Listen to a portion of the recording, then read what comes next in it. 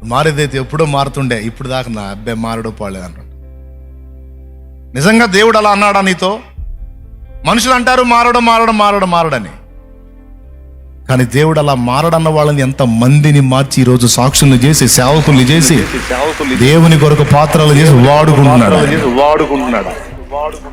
ఎన్ని జీవితాలు మారిపోయినాయండి ఈరోజు. అందుకే నేను చెప్తున్నా, నీ పిల్లల గురించి నలుగురు 4 మాటలు మాట్లాడుతున్నారా, వాళ్ళు అలా వాళ్ళు ఎలా అని. ఉంటుంది దేవుడు అన్నాడు ఆ మాట.